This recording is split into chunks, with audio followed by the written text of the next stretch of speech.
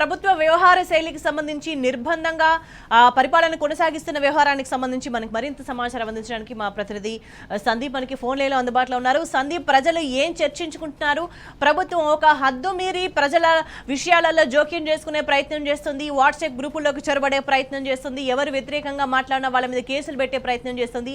దీనికి సంబంధించి గ్రామాల్లో ప్రజలు ఏం మాట్లాడుతున్నారు? ఇప్పటికే ప్రభుత్వం మీద తీవ్ర స్థాయిలో వ్యతిరేకత ఉన్న నేపథ్యంలో ఖచ్చితంగా స్వేచ్ఛ. ఇవాళ ఉదాహరణకు కొరుట్ల మాజీ ఎమ్మెల్యే జగిత్యాల జిల్లా బీఆర్ఎస్ అధ్యక్షులు విద్యాసాగర్ గారు క్లియర్ గా కూడా స్పష్టంగా అంటే ఈ ప్రభుత్వం వాట్సాప్ గ్రూపులో బీఆర్ఎస్ పార్టీకి సంబంధించినటువంటి గ్రామ స్థాయిలో ఏ గ్రూపులు అయితే ఉన్నాయో ఆ గ్రూపుల్లో తమను యాడ్ చేయాల్సిందిగా పోలీసులు అయితే కోరుతున్నారు. అయితే ఖచ్చితంగా దయచేసి యాడ్ చేయండి, లేదంటే మేము మాకు అవసరం ఉన్నప్పుడు మేము చూసుకుంటామనే విధానం అయితే కొనసాగుతుంది. గత నెల రోజులుగా ఈ ప్రక్రియ కొనసాగుతున్నట్టు ఇటు పోలీసులు కూడా ఖచ్చితంగా యాడ్ చేయాలి.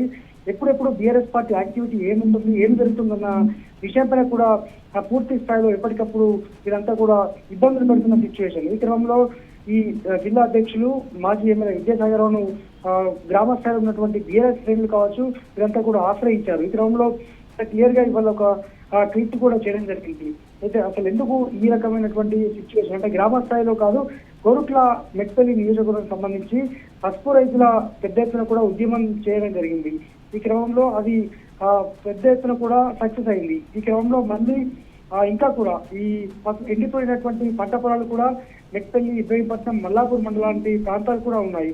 అది కూడా పెద్ద ఎత్తున సక్సెస్ అయింది. ఈ క్రమంలో అసలు యాక్టివిటీ ఏంటి, బీఆర్ఎస్ పార్టీ గురించి ఏం జరుగుతుంది, ఎప్పుడెప్పుడు ఏం చేయబోతున్నారు, ఎవరు దీనికి లీడ్ తీసుకుంటున్నారు అనేటువంటి అంశాలు ఎప్పటికప్పుడు మాకు కావాలనేటువంటి ప్రధానమైనటువంటి లైన్గా మనకు అర్థమవుతుంది. దీంతో గ్రామ స్థాయిలో ఈ వేధింపులు భరించలేక చాలా మంది కూడా జిల్లా అధ్యక్షులు విద్యాసాగర్ను కలిసి ఇటువంటి సిచ్యువేషన్ కొనసాగుతుంది.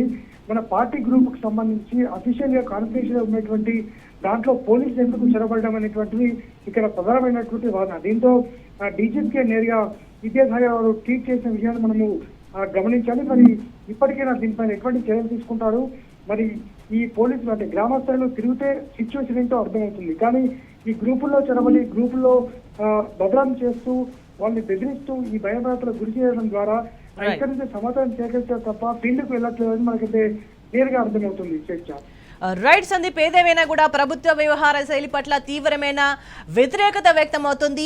ప్రభుత్వం చేయాల్సింది పరిపాలన, కానీ పరిపాలనను కొనసాగించకుండా ఇచ్చిన హామీలు అమలు చేయకుండా ప్రజలను అనేక విధాలుగా ఇబ్బందులకు గురి చేస్తూ మమ్మల్ని ఇబ్బందులకు గురి చేయకండి, మా సమస్యలు పరిష్కరించండి అని అడిగినందుకు, లోపాలను ప్రభుత్వంలో పరిపాలన లోపాలను ఎత్తి చూపినందుకు ఏడాపడా ఇష్టం వచ్చినట్టు కేసులు నమోదు చేసుకుంటూ పోతే దీనికి ప్రభుత్వం భారీ మూల్యం చెల్లించుకోక తప్పదు అనే సంకేతాన్ని ప్రజలు ఇస్తున్న సందర్భంగా అనిపిస్తోంది. That's all for now. Stay tuned.